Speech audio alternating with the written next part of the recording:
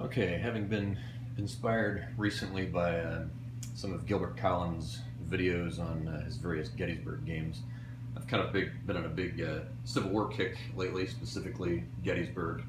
Um, I'm actually traveling there in August to visit the battlefield. It'll be, I think, the fourth time that I've been to Gettysburg. Just one of my absolute favorite places to go in the United States. It's a very I don't know. There's something very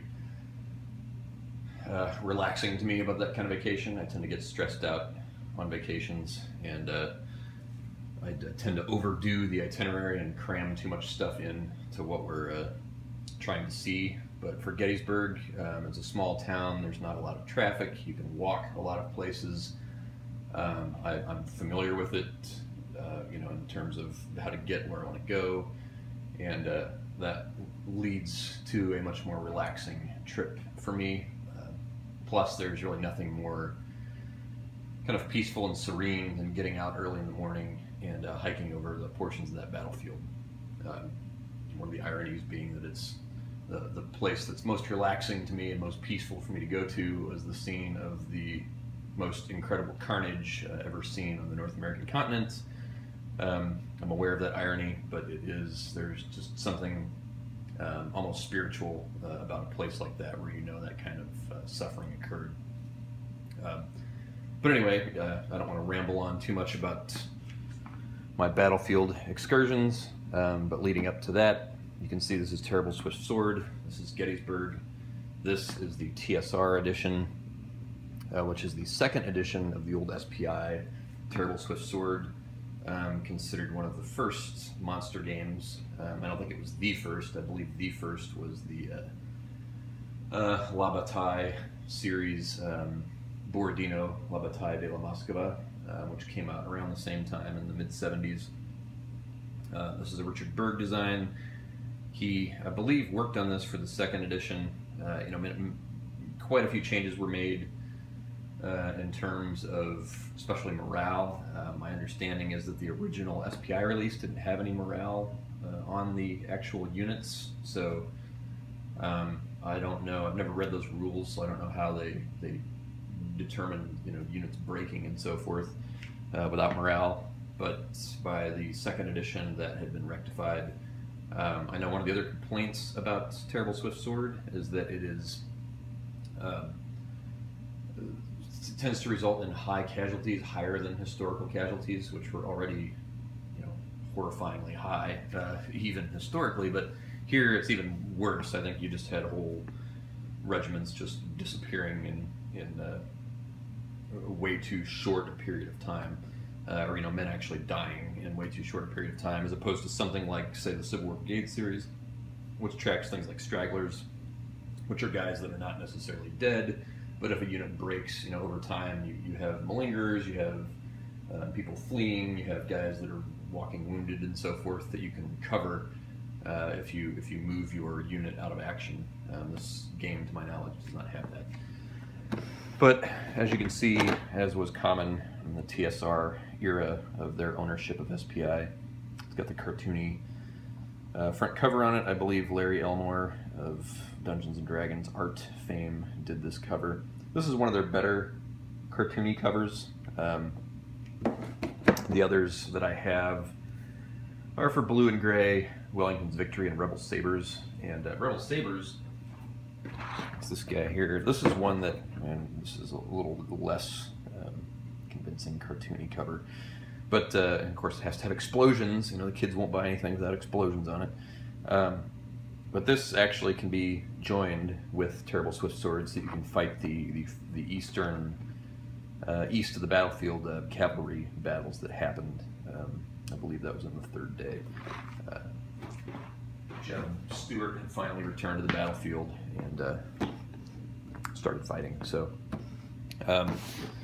back, this interesting sort of black and white theme that the TSR chose to do.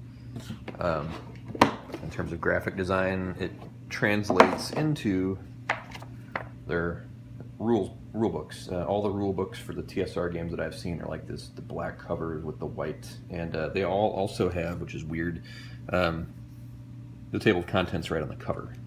Maybe not weird, but it's and of course then there's table of contents inside. So why on the cover and on the inside page? I don't know. That seems like they could have put something else here. But inside you can see it looks like traditional SPI rules. Once you get into the rule book, 3 columns, fairly small text, not in color, of course. This was before the color era of color wargame manuals. Interesting thing here, most of the TSR games from this era that cover the SPI games that I've seen will put the charts and tables let me flip to it, in the middle of the book, and you bend the staples up, pull them out, put the staples back, and you've got your charts and tables separate from your rule book. Well, this doesn't have that, and I don't know, this is a really nice copy that I bought, totally unused, unpunched, boxes in good shape, but there are no charts and tables in the middle of the rule book, and I don't know if there were at one time.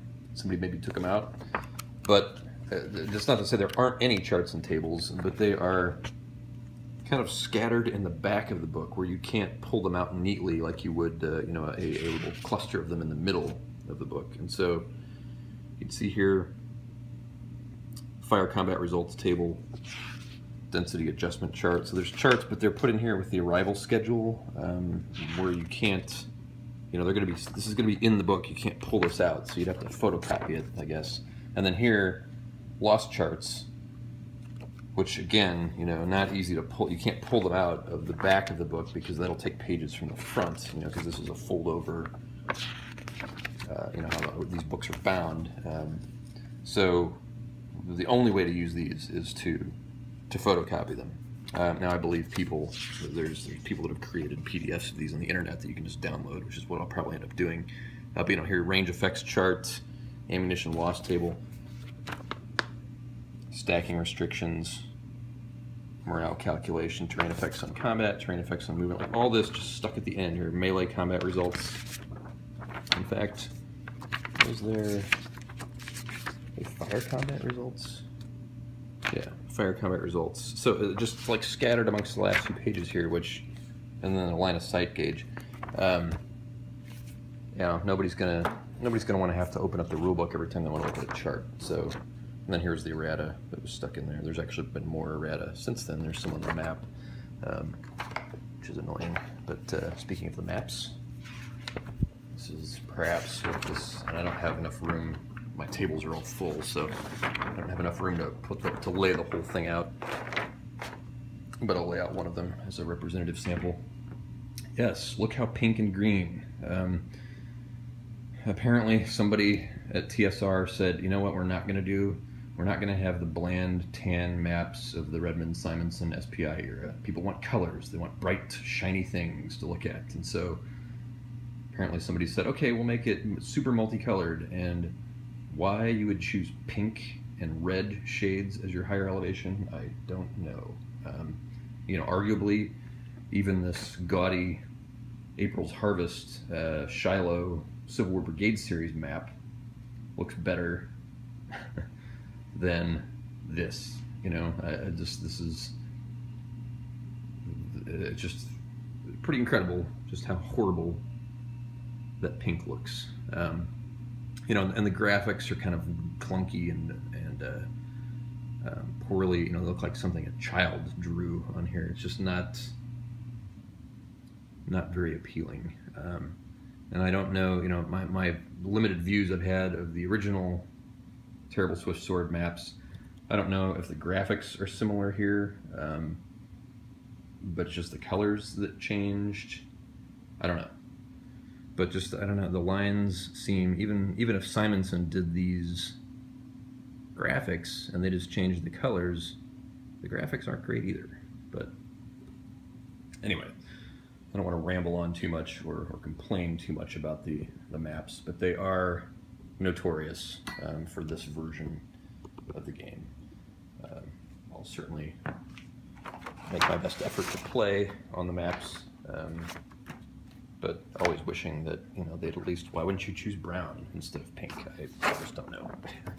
But it does have, in terms of, here you can see the charts, train key and so forth. It does still have the old SPI gray border title there, compass rose. So that kind of stays the same, just the very bizarre color scheme. And then we've got 10 counter sheets, and it's like each of these sections as a sheet. So this is the old school era of the, you know, folded over. There's a marker sheet, another marker sheet. There's 2 of these that include all of your markers. And of course, from the TSR era, these sadly unfortunate side-mounted counters, yes. Which means these take forever to punch out, because you know what? You don't need to clip them because the corners are fine. But what you have to do, I've got a little thing that I use to trim off the side nibs. You just run this guy right along the side, and it just shears off the side nibs.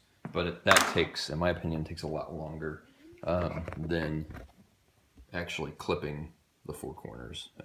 You know, the counters are not, they're functional. The fonts are a little small, especially on the blue, a little hard to read there, that small print. So, you know, that'll take some work, especially as I get older and my vision gets worse. This kind of stuff gets harder to see. They've added these color strips to it for organization purposes. And show on the back, more of the same.